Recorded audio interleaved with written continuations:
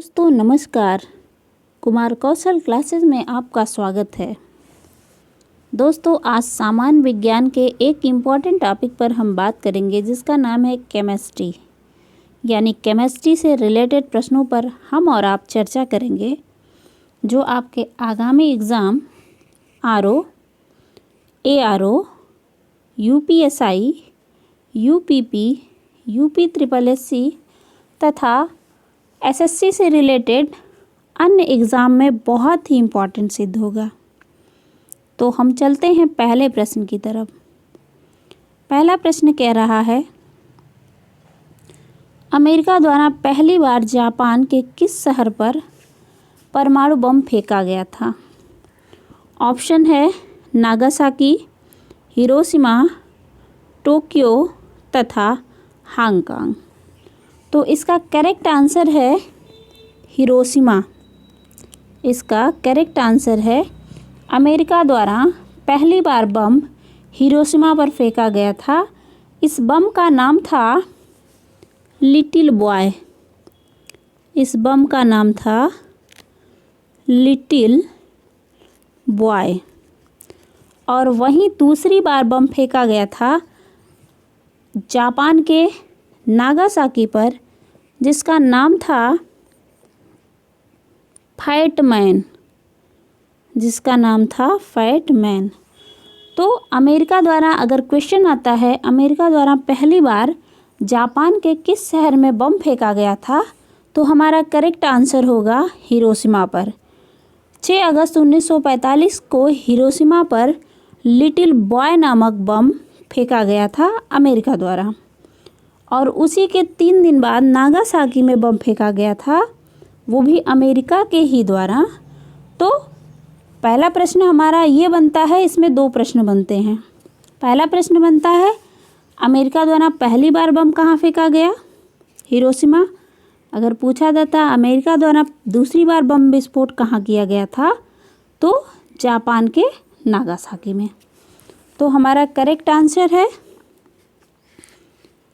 B. दूसरा प्रश्न, hydrogen bomb किस सिद्धांत पर आधारित है? ऑप्शन दिए गए हैं नियंत्रित विखंडन अभिक्रिया, अनियंत्रित विखंडन अभिक्रिया, नियंत्रित संलयन अभिक्रिया, अनियंत्रित संलयन अभिक्रिया। तो इसमें हमारा करेक्ट आंसर है डी। हाइड्रोजन बम किस सिद्धांत पर आधारित है? तो हम कहेंगे अनियंत्रित संलयन अभिक्रिया द्वारा।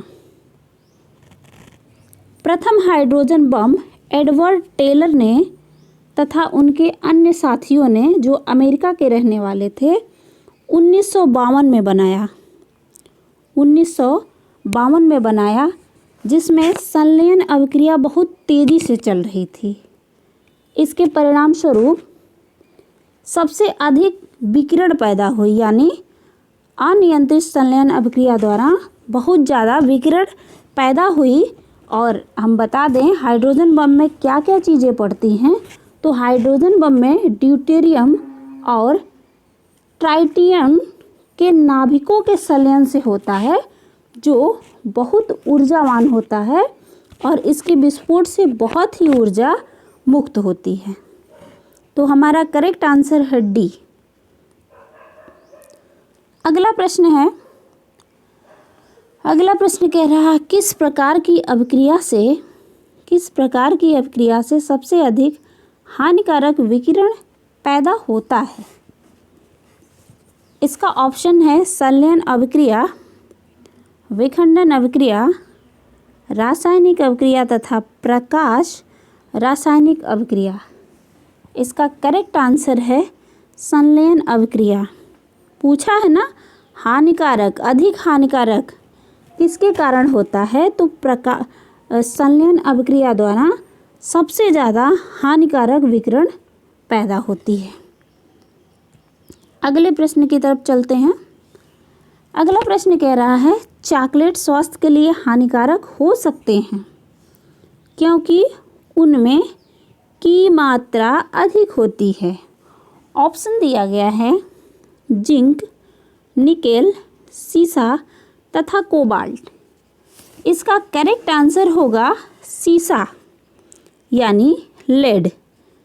लेड में, चॉकलेट में लेड पड़ता है। चॉकलेट स्वास्थ्य के लिए हानिकारक हो सकते हैं क्योंकि उनमें कैडमियम और लेड की मात्रा अधिक होती है। उनमें कैडमियम और लेड की मात्रा अधिक होती है। तो हमारा करेक्ट आंसर है सीसा। अगले प्रश्न की तरफ चलते हैं। अगला प्रश्न क्या कह रहा है? बारूद का आविष्कार किया था। ऑप्शन है Roger Bacon, Colt, CV Raman ने, डॉक्टर गैटिंग ने। इसका करेक्ट आंसर है रोजर बेकन। हम बता दें, आविष्कार तो किया था लेकिन अभी तक ये निश्चित नहीं हुआ है किस समय आविष्कार हुआ, इसका पता कब चला। एक मानक समय ऐसे ले लिया गया है कि ईसा पूर्व में जो है बारूद की खोज हुई थी। तो हम बता दें, रोजर बेकन ने 1214 से 1294 में इनका लेख था। रोजर बेकर का एक लेख था, उसमें लिखा गया था कि बेकन ने जिस बारूद का उल्लेख किया वो 41.2% पोटेशियम नाइट्रेट तथा कोयला और गंधक इसमें 29% थी। परंतु वर्तमान टाइम में जो बारूद हमारा बनता है उसके मिश्रण में लगभग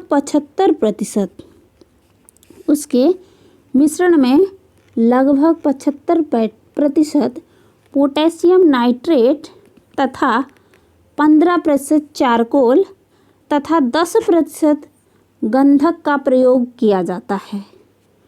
तो बारूद का आविष्कार किसने किया? तो इनको श्रेय जाता है रोजर बेकन को। तो हमारा करेक्ट आंसर ए है। चलते हैं अगले प्रश्न की तरफ।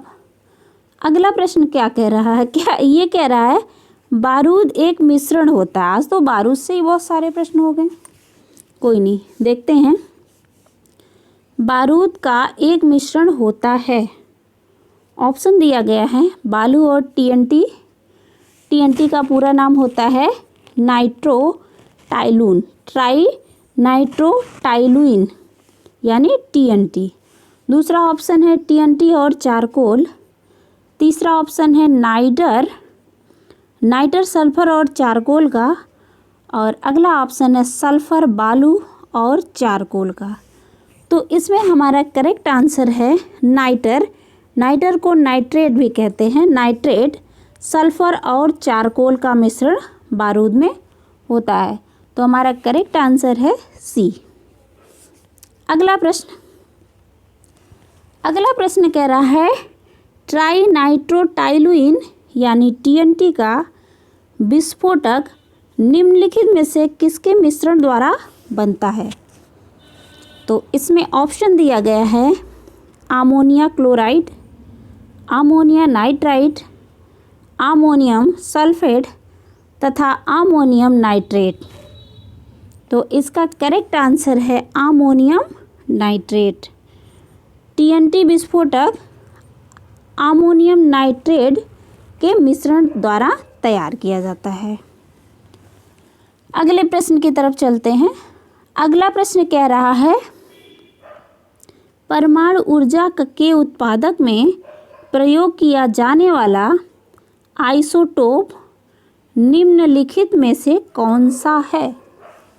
ऑप्शन है यूरेनियम 235, यूरेनियम 238, यूरेनियम 234 तथा यूरेनियम 236। तो इसमें हमारा करेक्ट आंसर है यूरेनियम 235। यूरेनियम 235 का परमाणु ऊर्जा के उत्पादन में प्रयोग किया जाता है। नाभिकीय रिएक्टर को नियंत्रित या श्रृंखला द्वारा इससे ऊर्जा उत्पन्न की जाती है। किससे? यूरेनियम 235 से। तो हमारा करेक्ट आंसर है ए। अगला प्रश्न कह रहा है नाभिकीय रिएक्टर में प्रयुक्त संवर्धित यूरेनियम कौन सा है? ऑप्शन दिया है एल्यूमिनियम के मिश्रित यूरेनियम। दूसरा है एक विशिष्ट समस्थानिक के उच्च प्रतिशत सहित यूरेनियम। अगला है सभी अपद्रव्यों से मुक्त यूरेनियम। अगला विकिरण से अभिक्रित यूरेनियम। तो इसका करेक्ट आंसर है बी, नाभिकीय रिएक्टर में प्रयुक्त संवर्धित यूरेनियम एक विशिष्ट समस्थानिक के उच्च प्रतिशत सहित यूरेनियम है। तो हमारा करेक्ट आंसर है बी। अगले प्रश्न की तरफ चलते हैं। अगला प्रश्न कह रहा है परमाणु बम के विस्फोट में भारी मात्रा में ऊर्जा किसके कारण निकलती है?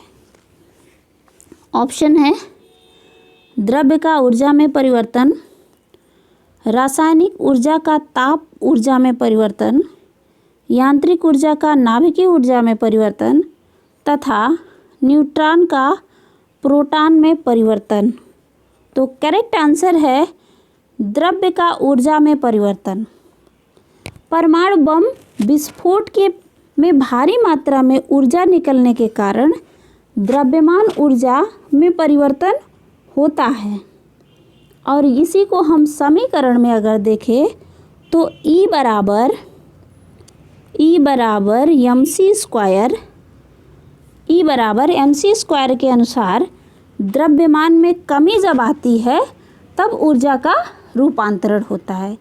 तो हमारा करेक्ट आंसर है ए, परमाणु बम के विस्फोटक में भारी मात्रा में ऊर्जा द्रव्य के ऊर्जा में परिवर्तन के कारण होता है।